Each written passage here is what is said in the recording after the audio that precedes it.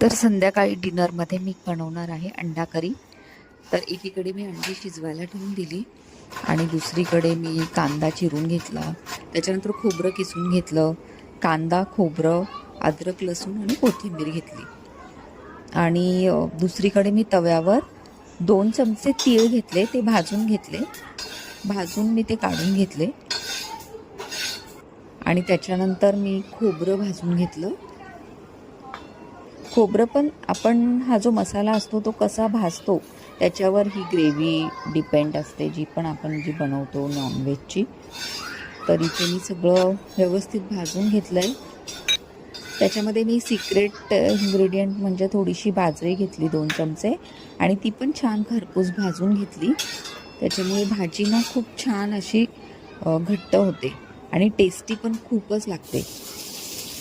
तर इकडे मी 2 चमचे तेल टाकलं आणि त्याच्यात कांदा भाजून घेतला. इथे मी जास्त कांदा घेतला आहे 3, कारण का मला क्वांटिटी माझी जास्त होती भाजीची. एकीकडे अंडी पण सोलून घेतली. कांदा भाजून झाला आहे, आता ते काढून घेते आणि मग थोडं थंड झाल्यावर हे मिश्रण लगेचच ग्राइंड करून घेईल. कांदा, अद्रक, लसूण आणि कोथिंबीर मी वेगळं ग्राइंड करून घेते. त्याच्या आधी मी हा जो ड्राय मसाला आहे, भाजलेला खोबरा, तीळ आणि बाजरी, हे मी एकत्र ग्राइंड करून घेतलं. पहिले ड्रायच ग्राइंड करून घेतलं, ते काढून घेतलं. त्याच्यानंतर कांदा, अद्रक, लसूण आणि कोथिंबीर हे वेगळं मी ग्राइंड करून घेतलं. तर हे झालं की अंड्याला टोचे मारून घेतले, म्हणजे त्याच्यामध्ये मसाला चांगल्या पद्धतीने शिरतो. इकडे तेलामध्ये मी कढीपत्ता टाकला आहे. त्याच्यानंतर हा जो मसाला आहे तो ग्राइंड केलेला सगळा मसाला, ड्राय पण आणि जो दुसरा होता कांद्याचा तो पण.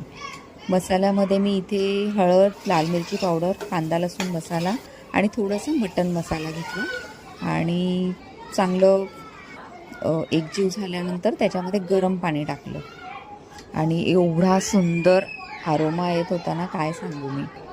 खूप छान झालेली भाजी, ह्यांना तर खूप आवडलेली भाजी. नंतर लगेचच मी चपात्या करून घेतल्या. स्नेहा आली, ती चपात्या भाजू लागली. ती बोलली ते मम्मी मी करू लागते तुला. आणि ह्या पद्धतीने माझी अंडा करी झाली. स्पेशल अंडा करी एकदम टेस्टी झाली, खूप छान झाली. तर तुम्हाला माझा हा व्लॉग आवडला असेल तर लाईक आणि शेअर करायला विसरू नका. तोपर्यंत बाय बाय, टेक केअर.